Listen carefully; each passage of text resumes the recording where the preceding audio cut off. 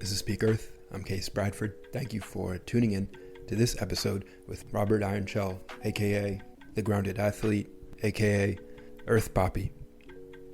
Really enjoyed connecting with Rob and having this conversation. We go deep on grounding. We both found out about grounding a long time ago, and Rob began by crafting grounding sandals in his garage workshop, built that into a successful operation, and has iterated and evolved, and now offers footwear, boots, shoes, and sandals through Olympus Earthwear. There's a link down below if you'd like to check it out. You can use the code CASE to save a little cash. Rob has also compiled years of his research in the grounding into a book called Earth and Water. That's also linked below. You can get it on his site or on Barnes & Nobles. If you are a new listener, welcome. Thanks for tuning in. If you are a returning listener, welcome back.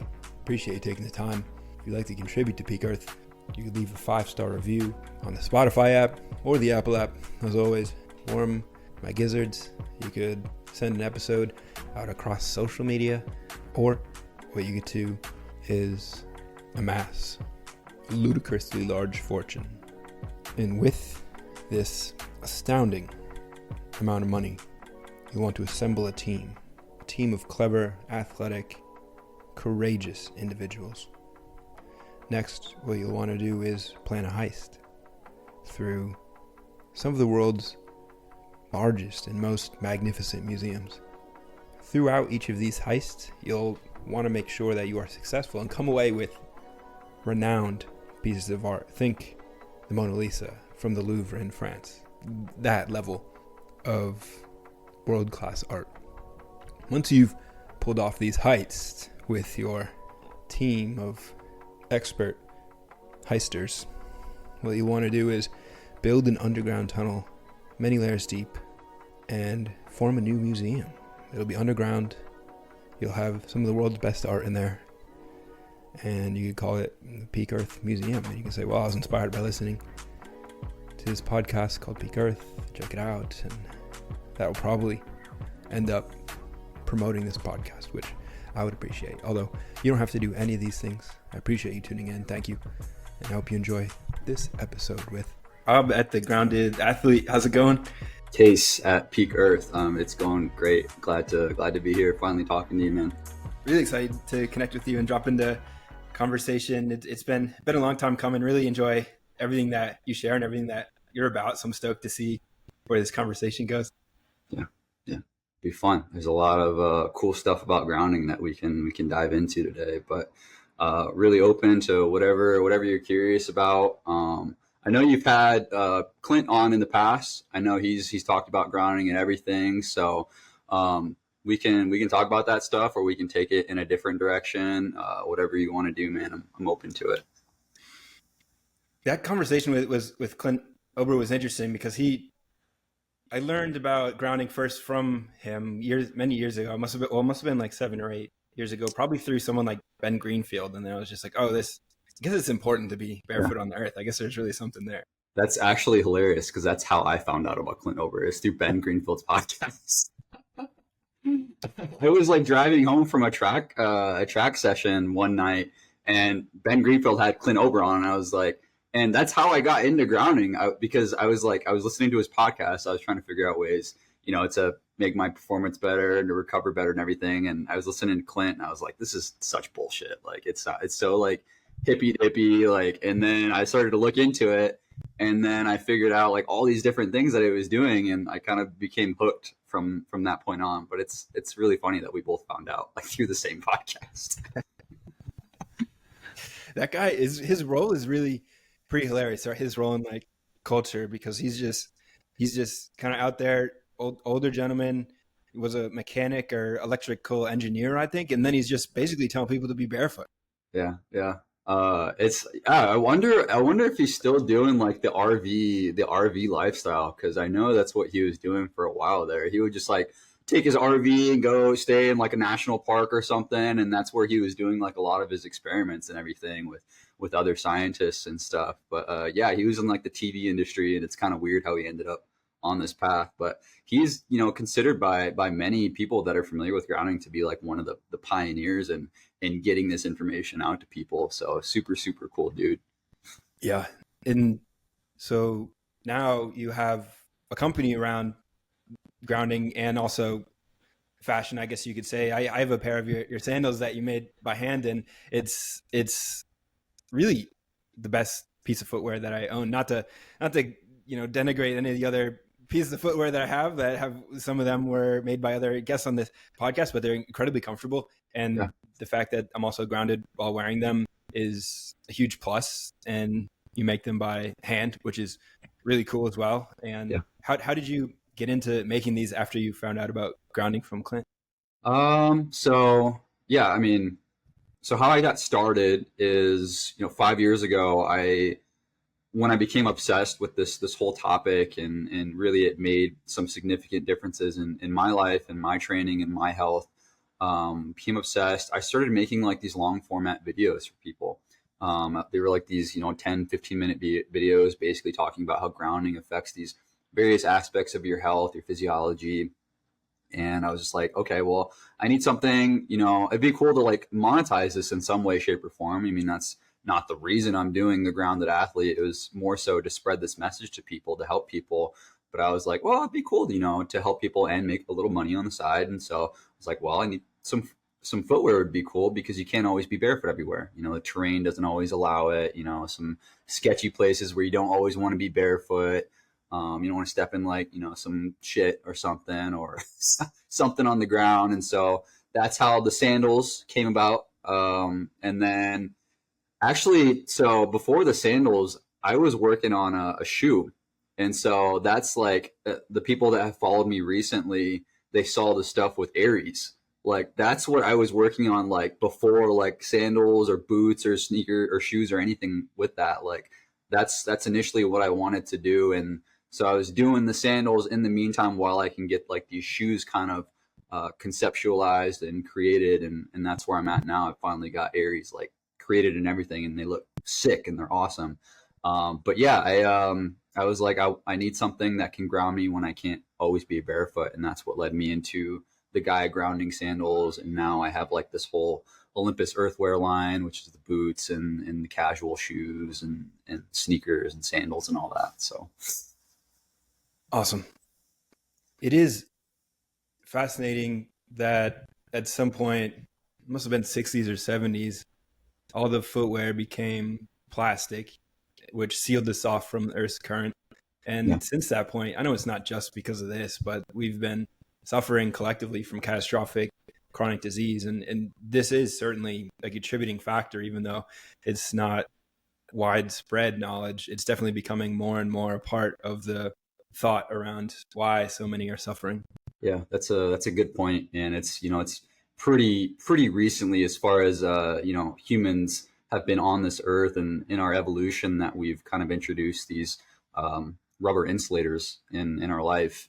And these, as you say, they disconnect us from the Earth's electrical energy, because that's what electrical insulators do. They don't allow the passage of electrical energy into the body.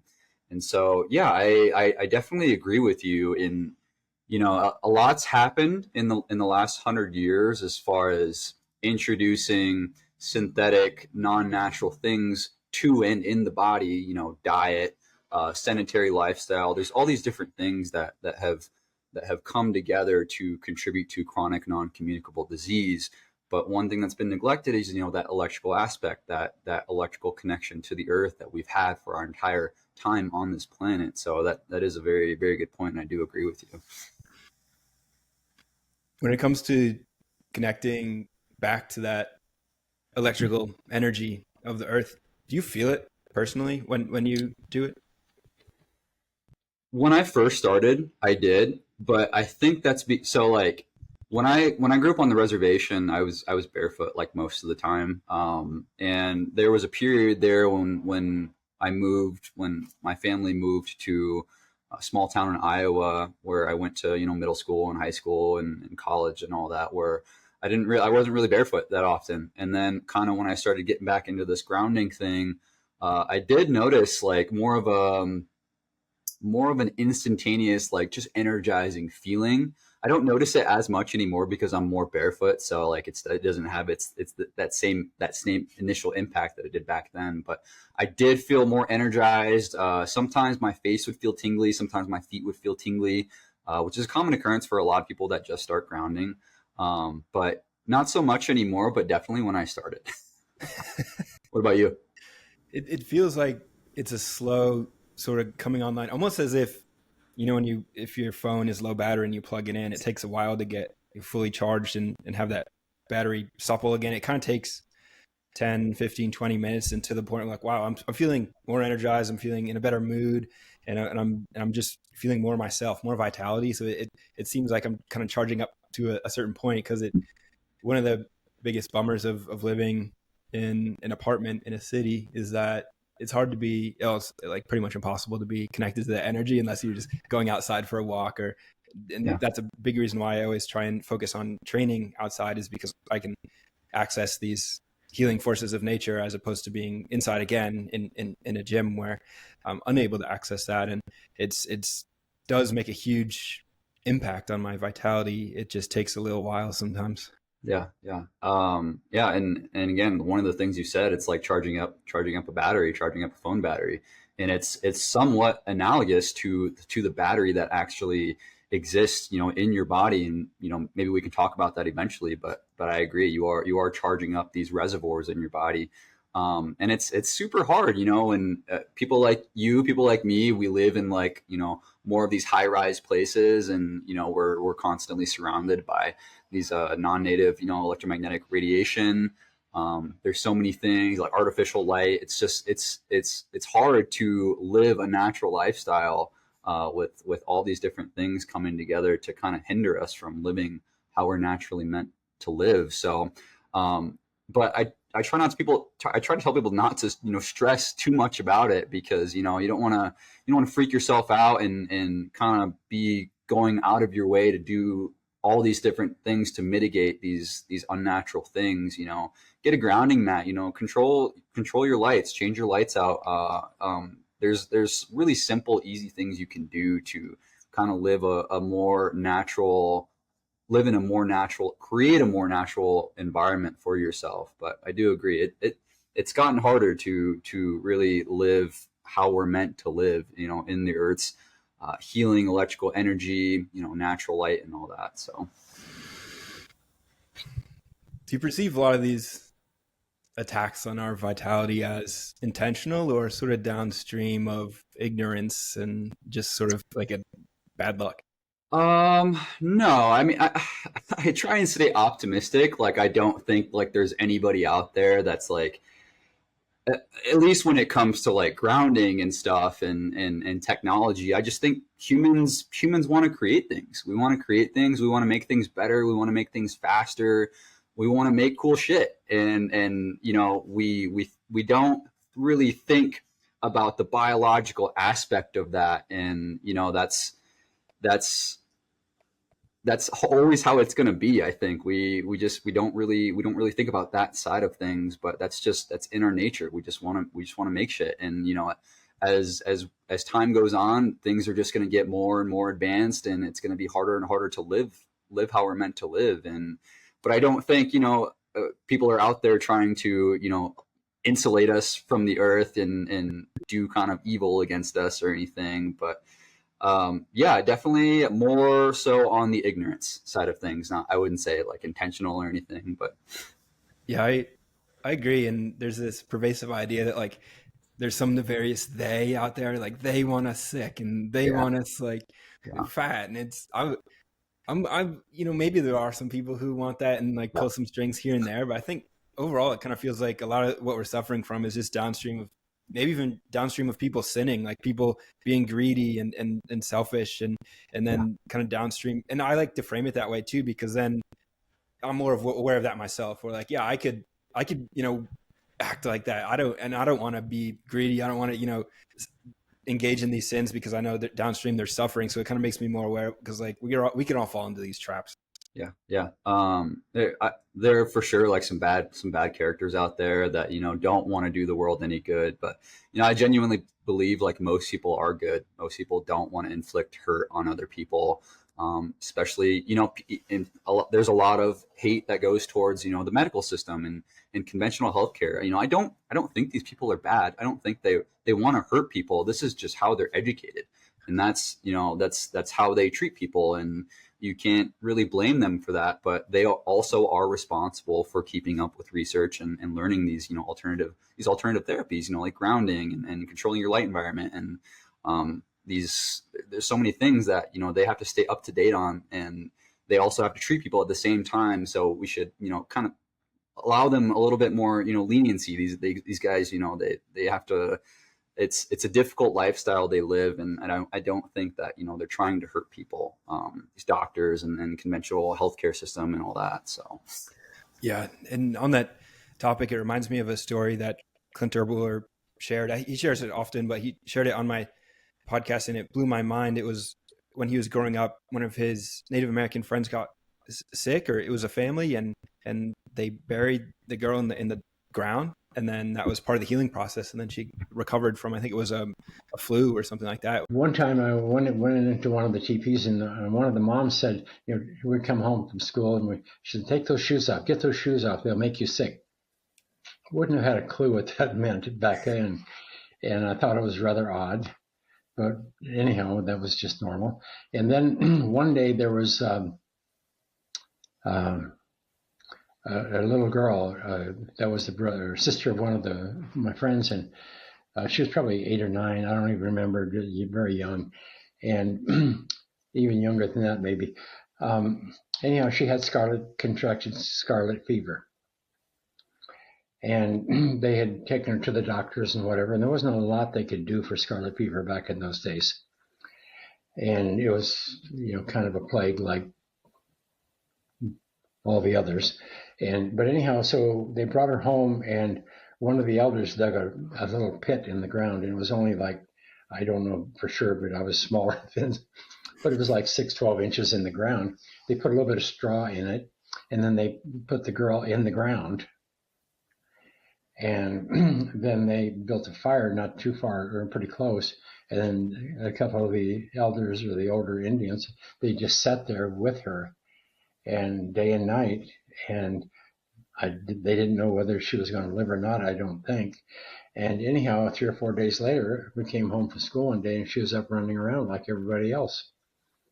And so it wasn't uncommon. I mean, it was uncommon to me to see something like that. But on the other hand, now that we've written the book and done all these things we've done, this is common in almost all indigenous cultures, burying people in the earth that are sick, and the earth heals them. It's grounding. So what we're talking about with grounding, it's ancient. It isn't new. It's just something we forgot. And contrast that to our medical system, where you're in a room with bright lights and beeping noises, and you're sealed off from everything. There's no sunlight or fresh air. Certainly no earth. I was looking at some picture on Twitter the other day. I don't know who shared it, but they had like the hospital beds like outside. They had like an area where all the hospital beds were outside and everybody was getting natural light and everything. I was like, why don't we do that anymore? Like, why don't we have like these areas where people can get a good amount of light during their stay at a hospital? Like that would be really cool. It would. And I deeply perceive this future where we are integrating these. We recognize collectively, because it's rising, the amount of people who are aware of this kind of stuff is really rising, especially over the past 40 years. And you can imagine, beds on wheels where there's a garden and there's birds and there's sunshine and there's all these different plants providing fresh air. And then you just kind of are wheeled out there to recover for a while. Integrating something like that should be fairly simple and straightforward once we're aware of the power of it. Yes, I agree. And hopefully grounding gets integrated in that as well. I mean, what would be really cool is if all the hospital beds were grounded as well. I think that would make a huge difference. And I've written about that, in my book, and just like these future potential applications of where you could use grounding for healing people. So that would be very cool in the future. But going off what you said, in the last 4 years, in the last 5 years, that I've been doing this, the amount of people that have become aware of these practices like grounding and controlling your light environment and all these different things is really cool. Like it's, and you go on Twitter and you see so many people talking about it now. It's just like you go back 5 years ago, like nobody was talking about it. So it's really, really, really positive thing going on, positive movement. Part of it, I think for me, when I look at it years ago, let's just say 5 years ago, it was sort of, everything had a hippie vibe to it. It was like the hippies are into this thing. And now it's more, it's different. Now it's a little bit more right wing. It's a little more like aggressive. It's more masculine, which is like a total flip flop. That is pretty funny. Yeah, it has like kind of the right wing bodybuilder. Like, yeah, I know what you're saying for sure. I think you're definitely a part of that too, because you're sort of, nobody looks at you as like, oh, Rob's a hippie. Is like, that's not part of it, but you're into all these things. Yeah, I'm sure there have been people that have looked at me in kind of that light, but you know how I've approached grounding is trying to be as meticulous as possible about the science of it, because you know in our day and age, I don't think it's enough to just tell people that you need to go outside and be barefoot with the earth because the earth is healing and all these different things. Like people don't like explanations like that. Especially, you know, people like you and me, like we want to know like what's going on exactly, and you know, give me some numbers and all these different things. So I've tried my best to kind of be that voice for grounding. So, What are some of your favorite, most memorable, scientific, validated reasons how grounding works in the body to be healing? science, scientific for sure. I can't give you validated because like there's not a ton of like research out there on ground. Right now there's maybe like between 20 and 30 studies, and that's what I based my book on. But I do believe these are kind of the scientific basis for grounding, but validated is a different story because you know you need your research to have that validation, and I don't think grounding's, I don't know if it's ever going to get that because you know it's free. You know, no one really makes a ton of money by doing this kind of research. But so like I, you know, I don't. I listen to some of your podcasts with Clint and other people that talk about grounding. They kind of give you like the overview of like benefits that you get from grounding. And I try not to approach it from that perspective because then I'm kind of missing the forest for the trees. I try and see it from more of an overarching, like what is happening to the body that's leading to all these different things. And so I call this the big three. So when you ground, when you're in electrical contact with the surface of the earth, these three things, that's where all of these different benefits stem out from: the improvement in vagal tone, the blood viscosity, the immune function. It's so number one of the big three is that it increases the density of negative charge in your body. And so that is the natural electrical state of your body. And so like when you hear about homeostasis, you don't really think of the electrical side of things, but that is electrical homeostasis for you. It's when you're synchronized with the surface of the earth. It's when the electrical potential on the surface of your body is equalized with the potential of the earth. That is electrical equilibrium. And from there, once you establish electrical equilibrium, all these different things are going to happen in your body. Probably more things than I can list for you. But all of those benefits that you hear people talking about, that's a downstream effect of establishing electrical homeostasis. Number two is that it attenuates the excessive inflammatory oxidative stress response. And that's kind of a big one to unpack. But the general overview is that what is the number one killer worldwide? It's chronic non-communicable disease, heart disease, cancer, neurodegenerative diseases, diabetes, all these different things. And so when you want to help people, when you want to figure out, you know, how to alleviate disease, you kind of have to search for the common denominator amongst these conditions. And two of the common denominators amongst these conditions are excessive inflammation and excessive oxidative stress. And especially when they persist for a very long time, that's when people can run into issues. And so if you go on PubMed right now and you do a search of, you know, inflammation, oxidative stress, disease, I believe right now about 30,000 results will pop up. So obviously this is an area of active research.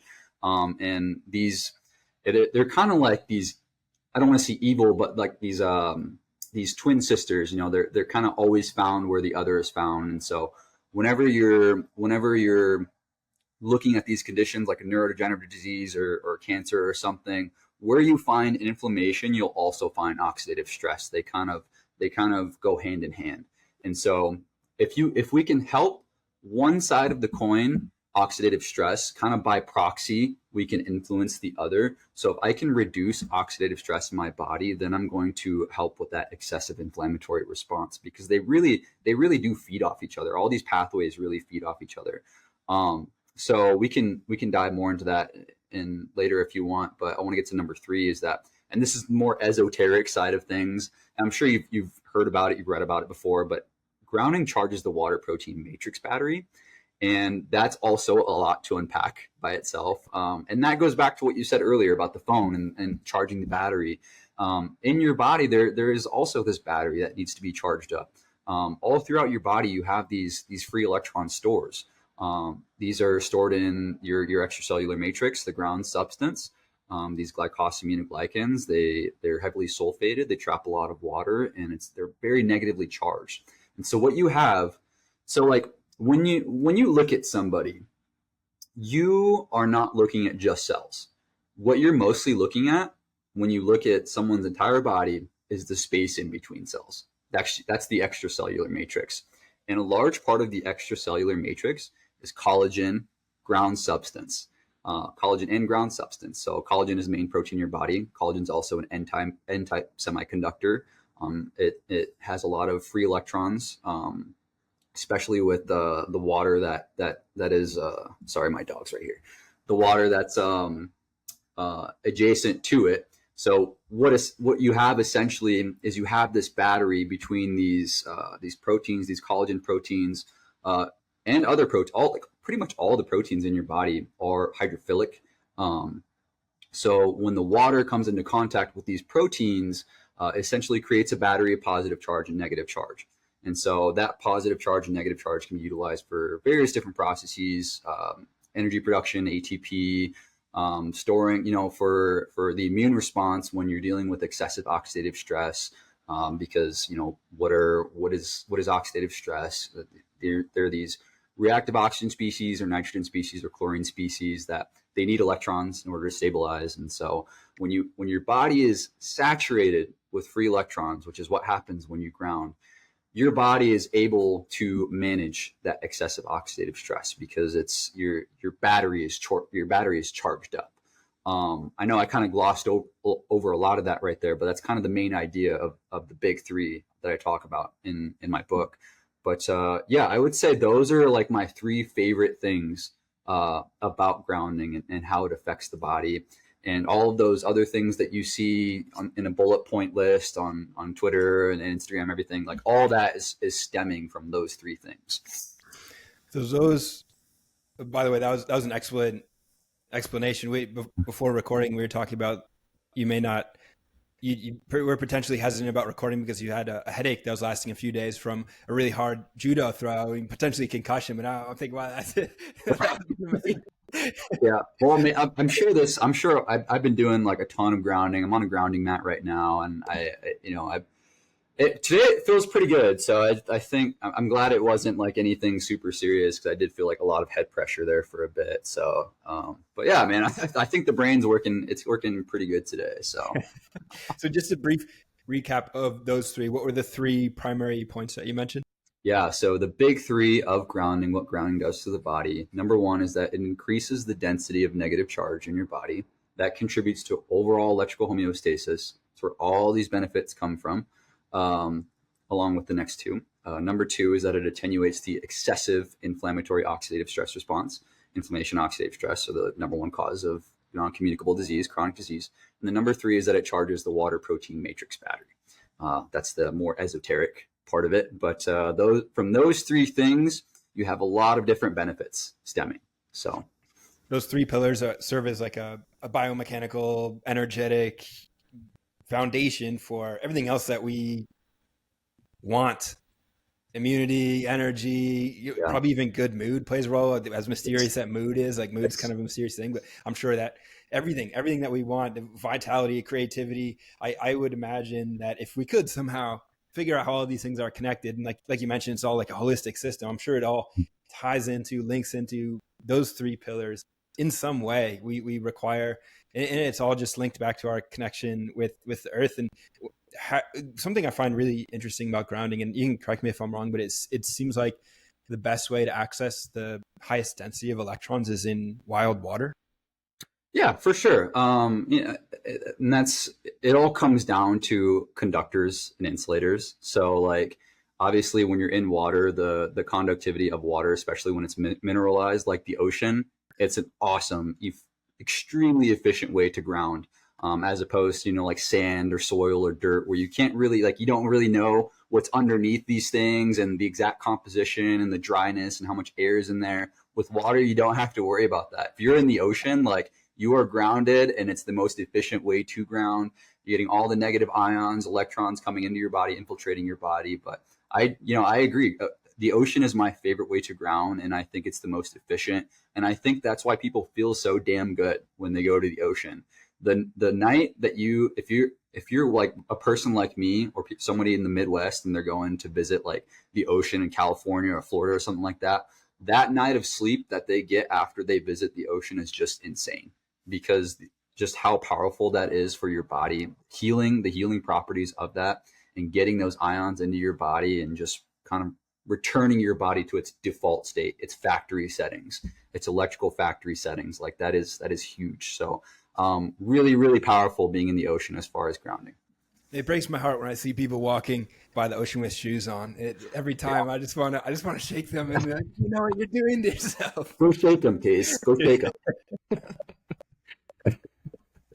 What about like other wild waters, lake, river, stream, creek? Would that have a similar? As long as it's not like a man-made, like chlorinated pool, like you're good to go. Like there's all these bodies of water. I would don't swim in a river unless you're sure about the current and all of the different things. But like lakes and the ocean and all that, all these natural bodies of water are highly mineralized, and they're very conductive and very efficient places to ground. So those are great places to do it.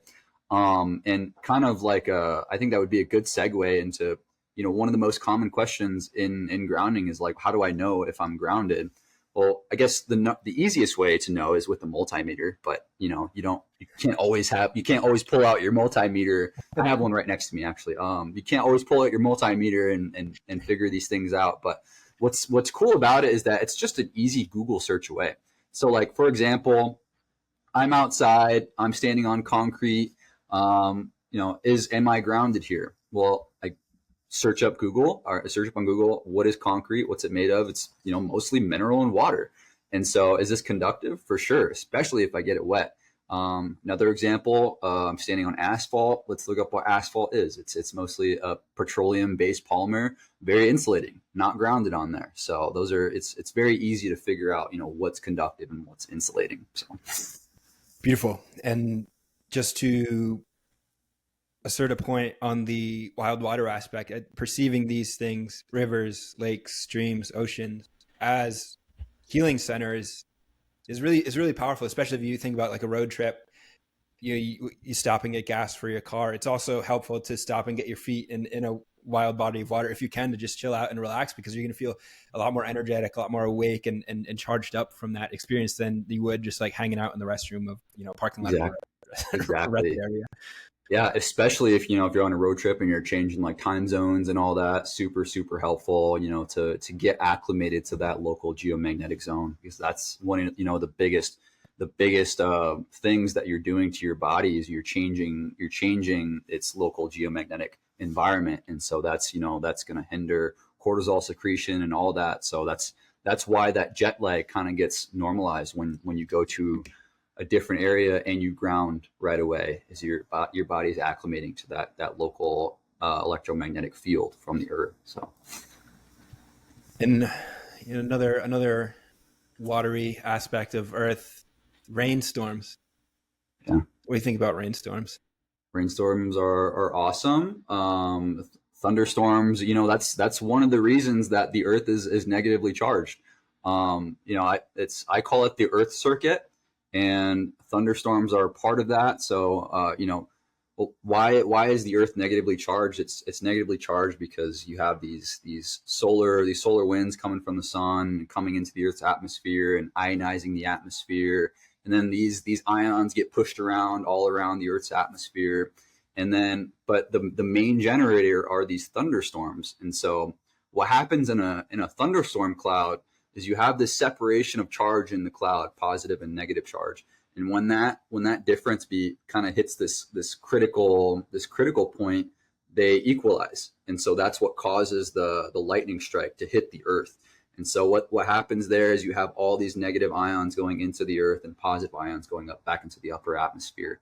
But this is actually kind of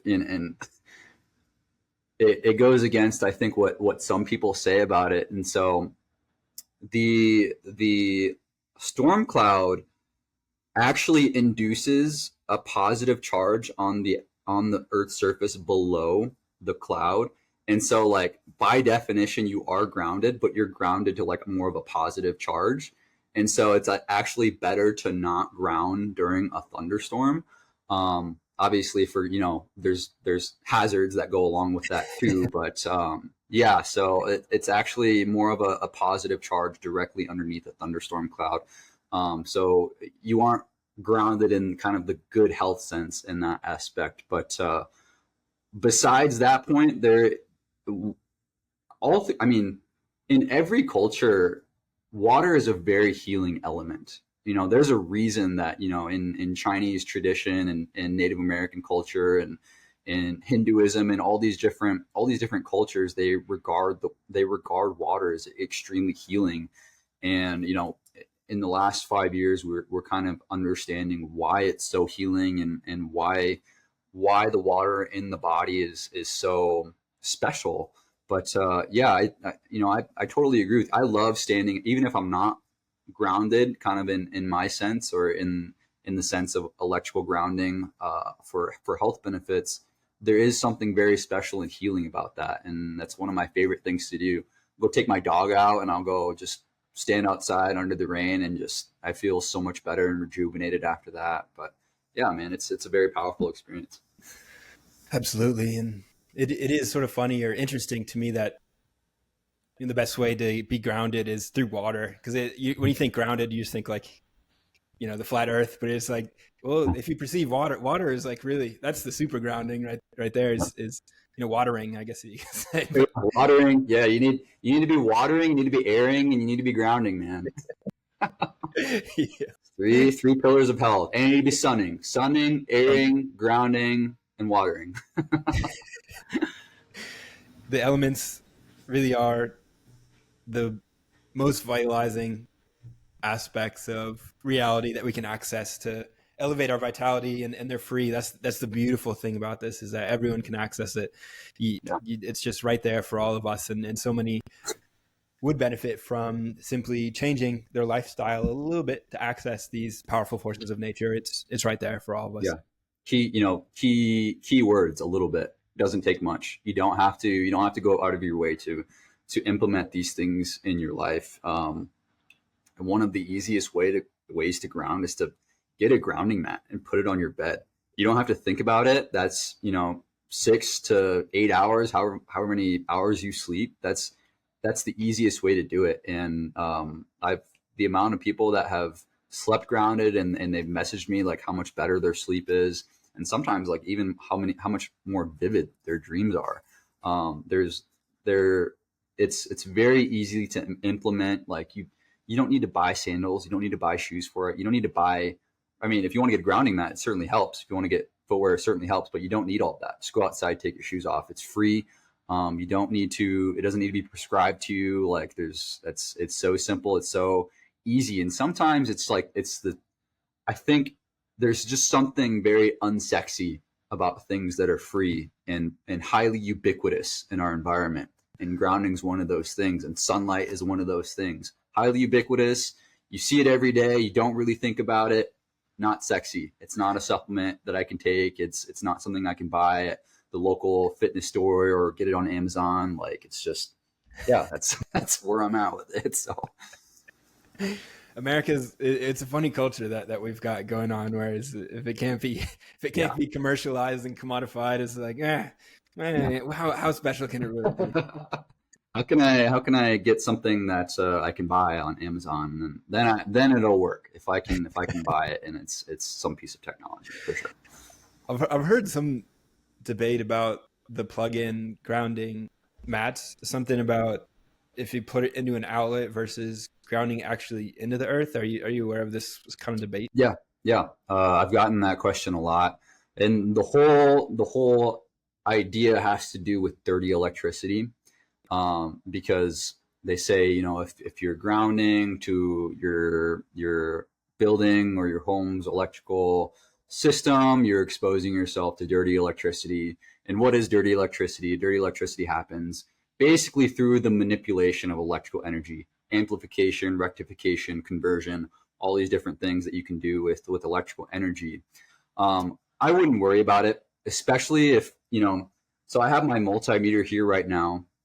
So if I'm not on this grounding mat here, the voltage in my body is about, let's see, it's about 4 volts. And so when I'm directly in contact with this, it drops down to about 0. And so I don't see any difference between doing this outside with my multimeter and measuring these things, as opposed to me being inside, because I am surrounded by things that do produce dirty electricity. Like there's nothing changing in that multimeter. Like I'm still reaching that same body voltage drop. And so I don't think it's something to worry about. I think you have bigger things to worry about. As long as you're maintaining kind of that natural electrical state, I wouldn't worry too much about it. Cool. And something coming to mind that I've always been fascinated about is this idea, you touched on it, ions. And every time someone describes the benefits of grounding, like, oh, you're getting negative ions. I don't think that means much to people. It's difficult to visualize, conceptualize, or understand, because we certainly didn't.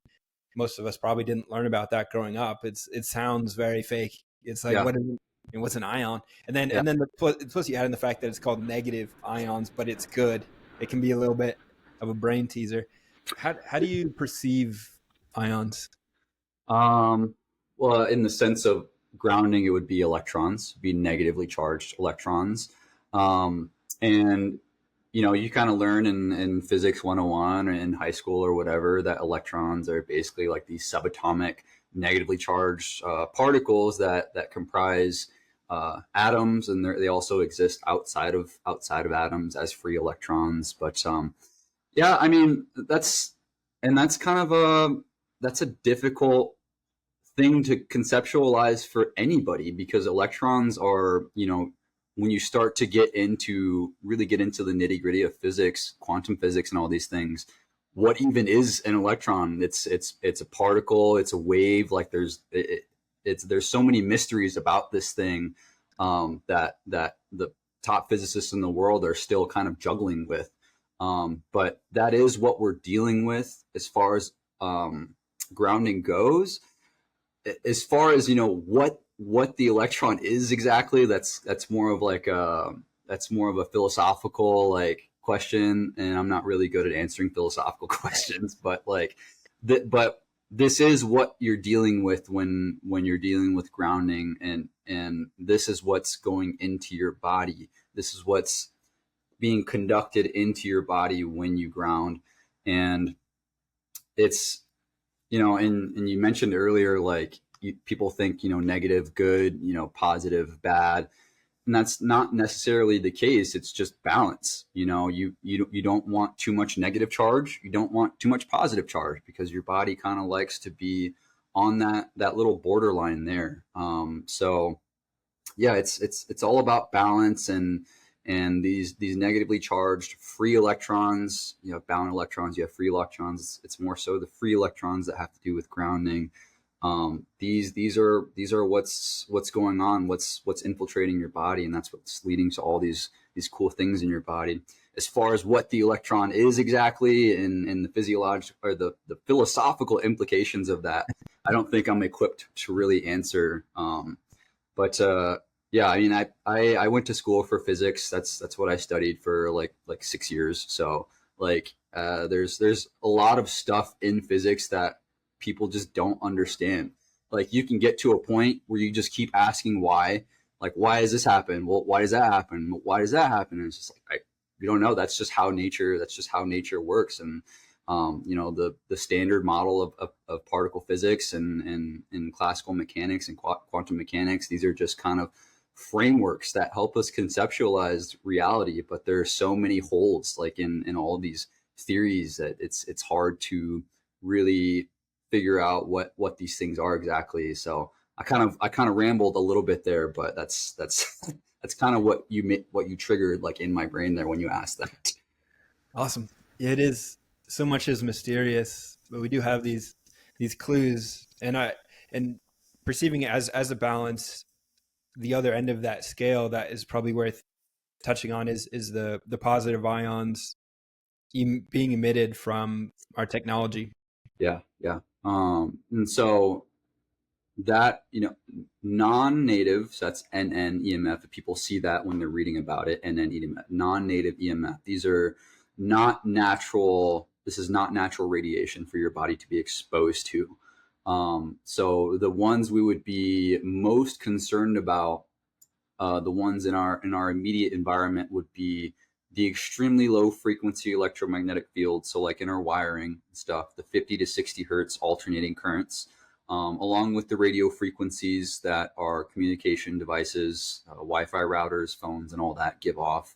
So when we're using these things, they radiate off these non-native electromagnetic fields, this radiation. And when that radiation comes into contact when your body, if you're not grounded, what essentially happens is this process called capacitive coupling, where the conductor that the appliance or whatever you're dealing with that's giving off this radiation, and your body's the other capacitor. What's going to happen is that it's going to induce a charge on your body, and that's going to manifest as a positive charge on the surface of your body. And that's what you measure. That's what I just measured just now on my multimeter. That's the positive charge that's built up in your body. And that's what gets dropped when you ground. So your body drops to about zero. If you have a very kind of sensitive multimeter, I have a pretty sensitive one. Around negative to negative 200 millivolts is what's going to be observed, especially in a lot of the studies that you read about grounding. Negative 100 to negative 200 millivolts is right where you want to be, slightly negative, but not too negative, kind of in the sweet spot. But yeah, the non-native EMFs induce a charge on your body because your body is conductive. And not a lot of people realize there are a lot of conductive properties about the body and semiconductor properties about the body. Well said. And this really highlights or underscores the essential nature of grounding, because we are surrounded by these technologies, most of us, as a part of making a living. So whether it's in the morning, during a lunch break, or in the evening, prioritizing neutralizing that positive charge is going to do wonders for things like energy, immunity, mood, among other things, because of the reasons that you outlined earlier, because of those three fundamental pillars that are activated by reconnecting to the electromagnetic energy of the earth. Yes, exactly. You touched earlier the book that you wrote. You touched on that. I'd love to hear more about what you wrote, why you wrote it. Yeah, I have them right here actually. It's both of them. So it's called Earth and Water, Volume 1, Volume 2. So in these books is basically everything that I've written about, everything I made videos about in the last 5 years. Pretty much covers everything you could possibly want to know about grounding. It was about a 5-year process, 2 serious years where I didn't have a life. I was staying up till like 2 or 3 a.m. trying to get it done and make it as awesome as it could possibly be. But what Earth and Water is, and kind of, you know, goes back to the elements that we were talking about earlier, and 2 of the very powerful ones, water and earth. And so this book basically goes over the basic biophysics underlying grounding, what it is exactly, the earth circuit, how it affects all the different physiological systems in your body, the brain, the heart, HRV, immune system, the endocrine system, all these different things. And then there's another part of the book that talks about the water in your body and discusses that element a little bit more. And then eventually you get to this part called the part 4 of the book, which is earth application, which is basically how to apply this process, this practice in your life. And it was a very fun and rewarding process. So it's very unique in that you're learning everything you could possibly want to know about grounding. If you've listened to my podcast in the back, everything that I've talked about, for people that are listening out there, it's in this book. And while you're learning all these things, I also had like a nice story unfolding. So it's a textbook, it's a science textbook where you're learning all these different things. I also created like this little fictional story that's taking place throughout the entire book, where you're with this character in kind of this creepy ambient city, trying to defeat like this evil creature. So that's kind of what's unfolding as you're learning all these things about grounding. So it's very, very fun process, and I've gotten a lot of good feedback on it. Yeah, but if you're interested in that, it's on Barnes and Noble, or you can message me about it, and I can send you the link for it. So Awesome. What was your favorite part about writing that? Well, it was a bitch sometimes. Like it was just like it was a headache, like because I had to go through like so much research and all the citations and everything. It's just like that wasn't the fun part. But I would say the most fun I had writing that would be, I think, honestly, and this might sound surprising, is I liked organizing the whole thing, like how it would play out, how the whole book would play out. I had this mind map created, and like you had the central idea, grounding, earth and water, and I have on my computer, my other computer, I had this huge web of like all these things that stem off from grounding, the different areas like the heart, the brain, the physics, and all these different things. So that was super, super fun, just kind of getting that figured out, and how I could approach this to where people would be really open to it, and they would really kind of understand the science behind it and realize the immensity of how powerful this thing is for their health. And also writing the story, because I kind of got to dip into the creative aspect of my brain, which is what I had from a really young age. I wanted to be an artist initially. Like I wanted to. I don't know if you've seen like Coraline and The Nightmare Before Christmas, like those movies. So like those movies, it's stop motion animation, and so they have like these little sets that they create, and they take a lot of pictures, and that's what makes the characters move and everything. When I was a kid, I wanted to make those sets, and so I always wanted to be an artist in that respect, but I was like, I probably won't be very successful in that, and then I switched a different route, more towards science. But yeah, I got to reinvigorate that side of my brain in creating this fictional story for this book. So that was really fun too. And just the overall process of just creating something that is going to help people, like that's a very rewarding, fulfilling thing. And so that was a cool thing that was in the back of my head too. Beautiful.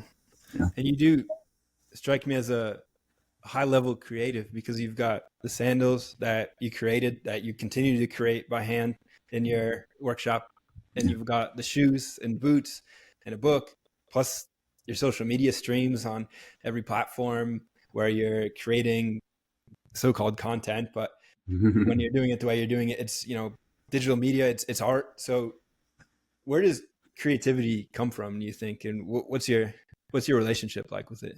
I think that I am made in the image of God. I think everybody is made in the image of God. God is a very creative being. He created everything that I see, everything that you see. He created my body, literally everything that I can conceptualize. God has instilled it in my head. He has made all of these things. And so because I'm made in that image, I think inherent in every human being, they have that spark in them. If they just nurture it, if they take care of it, anybody can create beautiful things. It's just like nobody wants to nurture it anymore. We get really caught up in daily life and just these really, at the end of the day, meaningless things.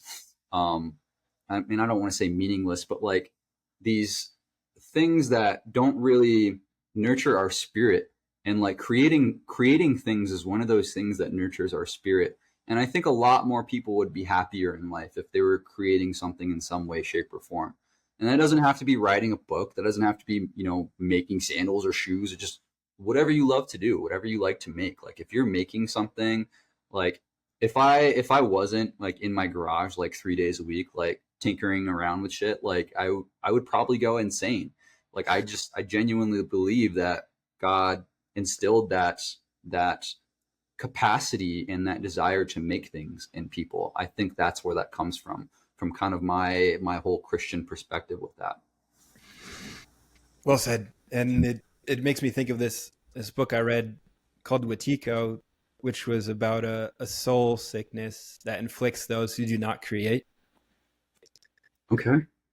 And that's very beautifully put. A soul sickness. Yes. Yeah, it was a deep book. It had a profound impact on me because I do feel that at times where I get too caught up in the consumption and forget that kind of my purpose, or at least in a way similar to earthing, it's this mysterious nutrient where if we tap into this creative energy, this creative flow from God through us in our soul and all this going on, that it just feels good. It feels good to be aligned with that energy and play a part in the always emerging platform of reality we call life. Mm-hmm.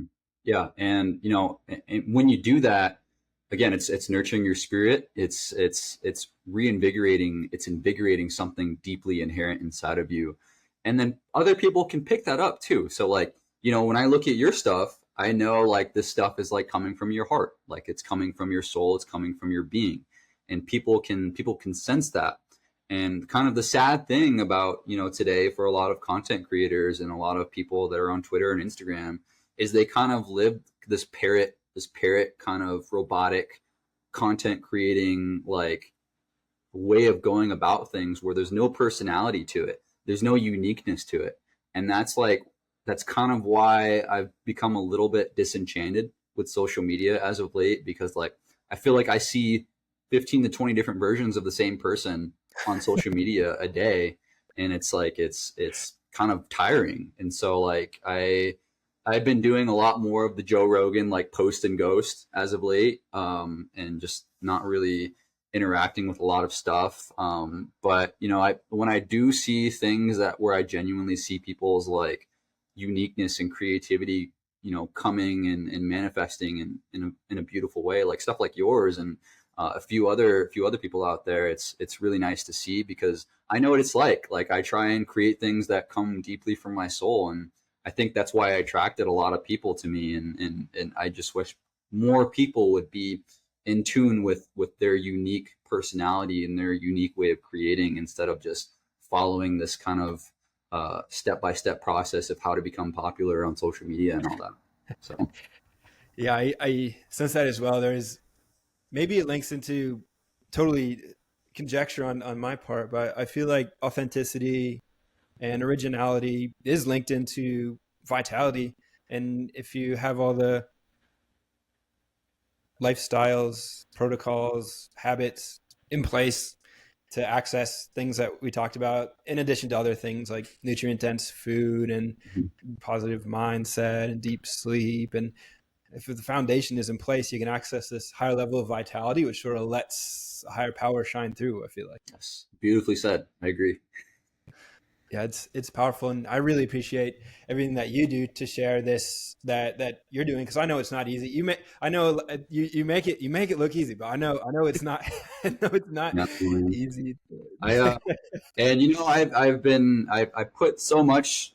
If anything, if I've learned anything in the last 3 months, I've had like some health issues pop up and I genuinely think they popped up because I was putting so much of my mind and my spirit in making things and building things that I wasn't letting my spirit rest. I wasn't letting my mind rest. And like all these different things were starting to pop up.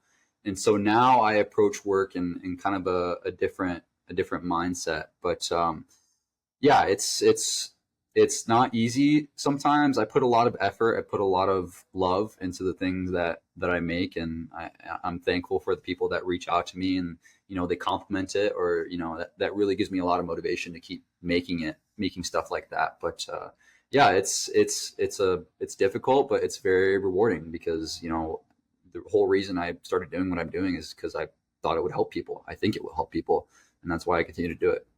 You definitely have helped a ton of people and will continue to do so. And I am really grateful for the work that you do and for you taking the time to connect with me to have this conversation. I really enjoyed it and am stoked to follow along with you and your journey and connect again in the future. Hopefully we meet in person someday, and I'll have links down below for everywhere to connect with Rob, for everyone listening. That'll all be easy to find down there. And man, that's just really appreciate it. Thank you. Case, it's been a pleasure to finally have a full-blown conversation with you, and it was cool that it was over podcast. So, but yeah, it's been I really appreciate you bringing me on, and this is my first podcast in a while, because I was kind of taking a hiatus there, so I think it went pretty well. So I enjoyed it thoroughly. That was awesome, Rob. Thank you. No problem. Thanks, Case.